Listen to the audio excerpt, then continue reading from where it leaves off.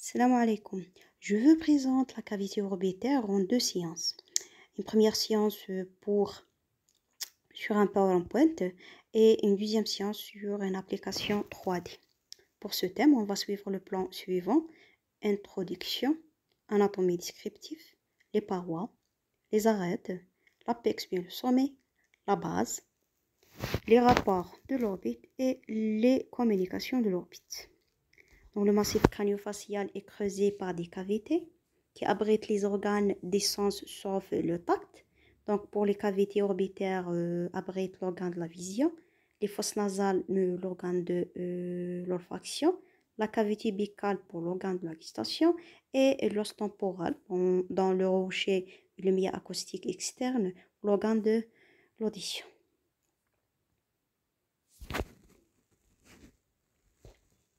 L'orbite contient l'organe de la vision, donc le bulbe oculaire, les muscles extrinsèques et l'appareil lacrymal. C'est une cavité qui est paire, située à la jonction du massif crânial et du massif facial. Elle présente la forme d'une pyramide quadrangulaire, donc présente à décrire 4 parois. Une paroi supérieure, bien le plafond de l'orbite, le toit. Une paroi inférieure, bien le plancher. Une paroi médiale et une paroi latérale. Sur une coupe horizontale scanographique, donc vous voyez ici la face médiale, bien la paroi médiale en rapport avec les fosses nasales et la paroi latérale. Une base en rapport avec le plan cutané de la face et un sommet, bien un apex qui est postérieur et profond. L'axe du globe oculaire est orienté en avant et en dehors. Il forme avec l'axe visuel un angle de 23 degrés. Donc l'axe visuel est l'axe du globe oculaire.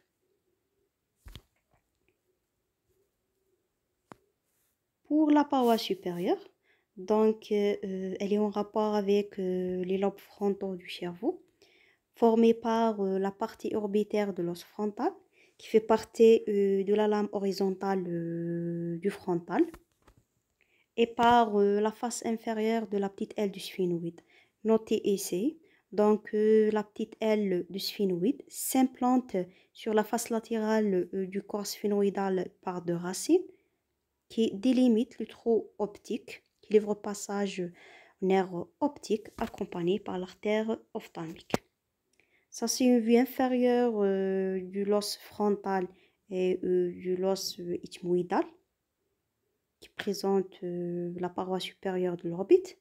Donc, la paroi supérieure de l'orbite présente deux fossettes. Une fossette qui se situe en dehors, dans l'angle antérolatéral de l'orbite. La fossette lacrymale, bien la fosse lacrymale en rapport avec la glande lacrymale. Ensuite, en dedans, une deuxième fossette en rapport avec la trochlée du muscle oblique supérieur dans l'angle antéromédial. Donc, la trochlée du muscle oblique supérieur, vous voyez ici, donc ça, la trochlée, donc c'est une sorte de tendon qui fixe donc le muscle oblique supérieur sur la paroi supérieure. Vous le voyez ici, donc la trochlée du muscle oblique supérieur, donc elle va creuser une fossette sur la paroi supérieure de l'orbite. Cette fossette onde. La paroi inférieure ou bien le plancher, formé par la face supérieure de l'apophyse orbitaire du molaire, par la face orbitaire du maxillaire et par l'apophyse orbitaire du palatin, bien le processus orbitaire du palatin. Cette apophyse va fixer tous les os de l'orbite. Donc, cette paroi inférieure, ou bien le plancher, est creusée par une gouttière, la gouttière infraorbitaire, qui se continue en avant par le canal infraorbitaire et qui s'ouvre à l'extérieur sur la face jugale du maxillaire par le foramen infraorbitaire. Pour la paroi médiane, donc elle est formée d'avant en arrière par la face latérale de la branche montante du maxillaire, bien le processus frontal du maxillaire. Deuxièmement, par la face latérale de l'ingus, de l'os lacrymal. Par le planum, donc le planum c'est la face latérale des masses latérales de l'ethmoïde. Et par la partie préalaire du corps sphénoïdal. Donc la partie préalaire, c'est la partie qui se situe en avant de l'implantation des petites ailes du sphénoïde, bien sûr. Donc la paroi médiale présente le sillon lacrymal. Ce sillon est limité par deux crêtes. Donc, il y a une crête antérieure qui se situe sur la face latérale du maxillaire et une crête postérieure qui se situe sur la face latérale de l'os lacrymal. Le sillon lacrymal est en rapport avec le sac lacrymal, qui est un réservoir des larmes, et présente l'orifice supérieur du canal lacrymo-nasal.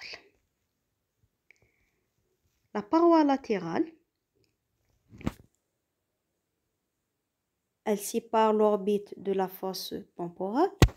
Elle est formée par l'apophyse orbitaire de l'os malaire et par la face orbitaire de la grande aile du sphénoïde.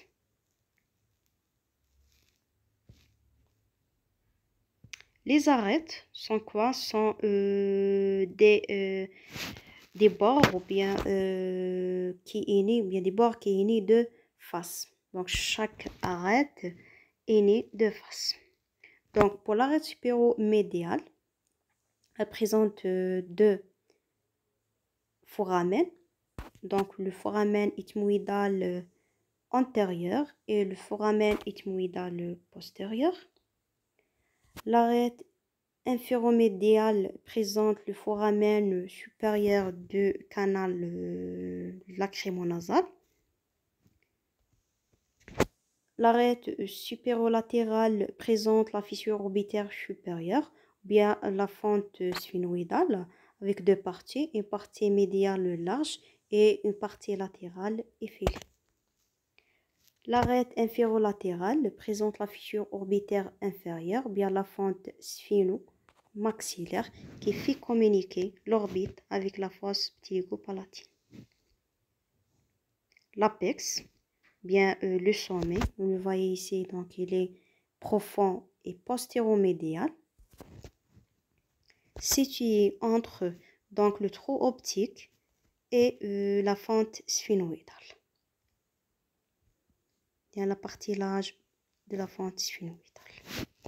La base, bien l'entrée de l'orbite, formée par quatre bords. On a un bord supraorbitaire qui présente donc l'incisure supraorbitaire, bien le foramen supraorbitaire qui livre passage au nerf supraorbitaire.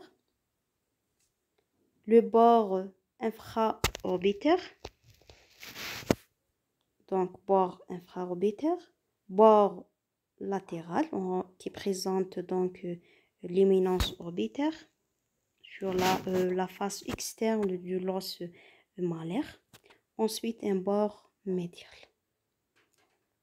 Donc, les quatre bords forment la base de la cavité orbitaire, bien l'entrée de l'orbite. Maintenant, les rapports de la cavité orbitaire. Donc, la cavité orbitaire est en rapport avec l'étage antérieur de la base du crâne.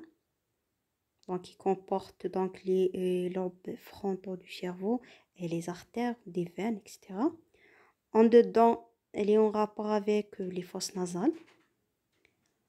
En dehors, elle est en rapport avec la fosse temporale. En bas, elle est en rapport avec le sinus maxillaire. En avant, elle est en rapport avec le plan cutané de la face. Le sommet qui est postérieur, elle est en rapport avec la fosse ptyligo-maxillaire et la cavité crânienne. Les communications de l'orbite. Premièrement, l'orbite présente des communications avec la cavité crânienne par l'intermédiaire des foramen. Premièrement, donc on a le foramen ethmoïdal antérieur, bien le canal ethmoïdo-frontal antérieur qui est limité entre les masses latérales de l'ethmoïde et des cellules frontales de la partie horizontale de l'os frontal. Donc ce foramen livre passage au nerf nasal interne accompagné par l'artère ethmoïdale antérieure. Le nerf nasal interne, c'est une branche du nerf nasal, oui-même branche du nerf ophtalmique de Willis. Le foramen ethmoïdal postérieur, bien le canal ethmoïdo-frontal postérieur, livre passage au nerf ethmoïdal de Lutschka, bien le nerf ethmoïdal postérieur, accompagné par l'artère ethmoïdale postérieure. Donc le nerf ethmoïdal de Lutschka, bien le nerf ethmoïdal postérieur, c'est une branche de l'artère du nerf frontal, oui-même branche terminale du nerf ophtalmique du Willis. Ensuite, on a le trou optique qui livre passage au nerf optique accompagné par l'artère ophtalmique. Donc, l'artère ethmoïdale antérieure et l'ethmoïdale postérieure sont deux branches de l'artère ophtalmique. Ensuite, on a la fissure orbitaire supérieure, bien la fente sphénoïdale, livre passage au nerf oculomoteur. Donc, la troisième, la quatrième et la sixième paire crânienne sont des nerfs qui vont mobiliser les muscles extrinsèques de l'œil. Livre passage aussi au nerf 5-1, la première branche terminale du nerf trigémien, l'ophtalmique de Willis. Livre passage aussi à la veine ophtalmique, donc la veine ophtalmique supérieure et la veine ophtalmique inférieure. Ensuite, il communique bien, la cavité orbitaire communique avec les fosses nasales par le canal lacrymo-nasal. Je vois ici, donc le canal lacrymo-nasal qui communique donc l'appareil lacrymal avec les fosses nasales. Elle présente son orifice supérieur sur le sillon lacrymal. À l'extérieur, donc l'orbite communique à l'extérieur par l'intermédiaire du trou supraorbitaire qui livre passage au vaisseau et nerf supraorbitaire. Donc le nerf supraorbitaire, c'est une branche du nerf frontal. Lui-même branche du nerf ophtalmique de Willis. Le trou sous-orbitaire, bien infraorbitaire, qui livre passage au vaisseau et au nerf sous-orbitaire, qui est la branche terminale du nerf maxillaire 5-2, deuxième branche terminale du nerf trigémien. La fente sphénomaxillaire, elle livre passage au nerf maxillaire et aux anastomoses veineuses. Voilà en ce qui concerne la cavité orbitaire. J'espère bien clair. Prochaine séance, Inch'Allah. Merci.